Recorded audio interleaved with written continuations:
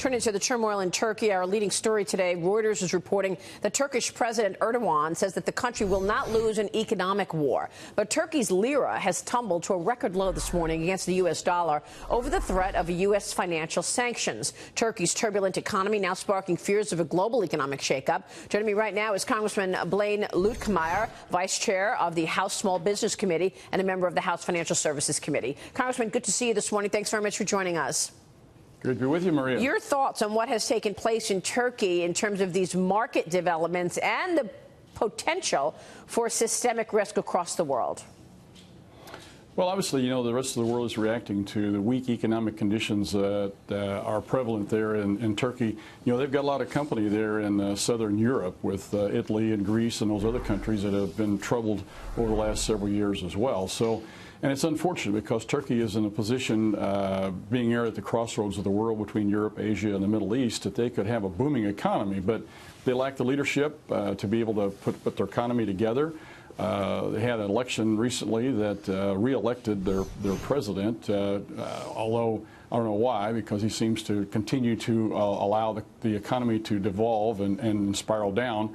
Understand he's getting a new economic plan put together and hopefully put that out today, so we'll see what his solutions are. But yeah, they have their economy's in the doldrums, their debt's skyrocketing, their currency's being devalued, and it's a mess. Is the viewpoint of Congress or the administration, in your view, to get Erdogan out?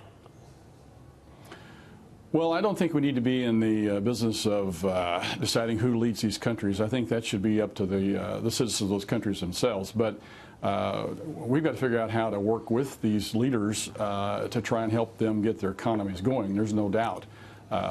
Turkey is a key partner with us with regards to how we interact with the countries there in the Middle East and Europe. They're a key partner when it comes to sanctions on Iran and Syria and ISIS. And they've been a partner to us, but they really haven't been a very good partner, quite frankly. They've been somebody who would go behind our back and not enforce the sanctions. So we need to have a better relationship with them. We need to be more forceful with them, to be someone who will be on our side in these situations, so that we can have effective sanctions on those countries in the Middle East that we can hopefully put some pressure on and change the behavior of those countries. Let me get your take on the impact to the U.S. as it relates to China. The trade tensions continue, although there doesn't seem to be any movement on negotiations. What are you expecting in terms of an outcome between this dispute between the U.S. and China on trade and on China stealing IP for so many years and the forced transfer of technology? Well, my take is a little bit different than some of my colleagues from the standpoint that, as you mentioned, they've been a bad actor for a long time, trying to steal our IP, intellectual property, and the president has finally said enough's enough.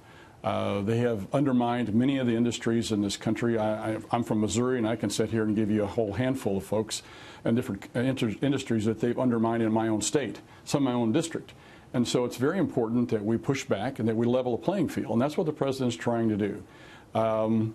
Agriculture is being one of the industries that's being leveraged in this situation, and I've talked to a lot of my ag folks, and they're very concerned, and they should be. But at the same time, a lot of folks don't realize that agriculture, especially the crops, corn and beans, a lot of those farmers are forward contracted that, so they're not really necessarily as concerned about this fall's numbers and prices as they are next spring's. I don't think China can hang on till next spring, and especially if we negotiate with the EU and you put the EU and our two economies together, we can pretty well put the squeeze on China. So I think China's economy as a whole is weak and getting weaker. You look at the yuan, which continues to be devalued. There's money is running out of the country right now. And I just saw an article yesterday or this morning that indicated that there's a lot of inflation right now with regards to consumer prices. So they've got a real problem with their economy. If the president keeps the pressure on, he will win this trade war. It's not going to happen tomorrow, next week. The Chinese philosophy and the Chinese culture is different than that of the EU. He was able to get the EU to come to the table pretty quickly. But I tell people, I said, if you have a bully on the playground, you go up to him and say, boo, he's not going to run away. You have to get into a fight with him, and that's what he's doing. That's what the president's doing. He's in a fight. And right now we're both swinging each other. Right. and duking it out.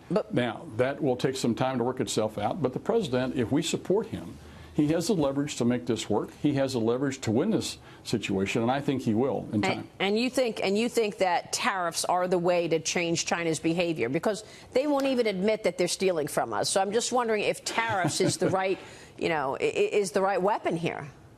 What else do we have? We can argue. Maria, we can argue that point whether it's the right weapon or not. But the bottom line is that they are stealing our intellectual property. They are undermining industries, and the president has made the choice that tariffs is the way to go. So at this point, that's the play that we have made. And at this point, we have to make sure that it works.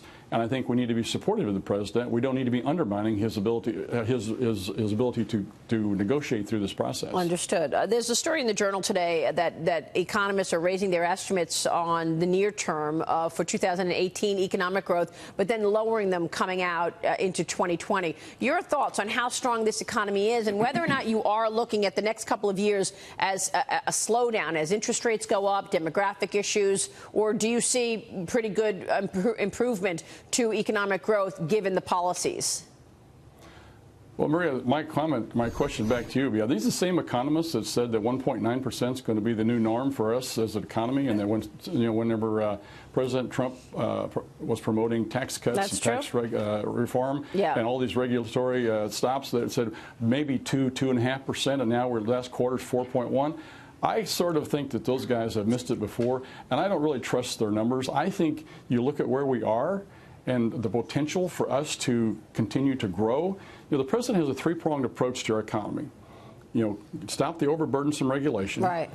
Begin with taxes and tax reform, tax cuts, and then get trade under control so that we have a level playing field so that our companies can play on a level playing field and hire our own people and produce our own products and sell them internationally. Right. So do you want to see... He's working on all three of those. Yep, he's doing all three for sure. Do you want to see tax cuts 2.0? Do you want to see another tax cut plan, which is what they're talking about now?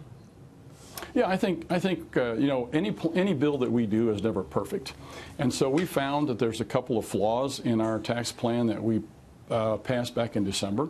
We need to go back in and fix those. We need to go back in and make the tax rates permanent on the individuals and small businesses. So they're the drivers of our economy. They made 77% of the tax cuts were to the small businesses and individuals, and those are the ones who drive our economy, and those are the ones that we want to make permanent so that they can plan long term. So we believe that it's a good deal. I support it, and we'll see once we can get it done this fall. All right, we will be watching that. Congressman, it's good to see you this morning. Thanks so much.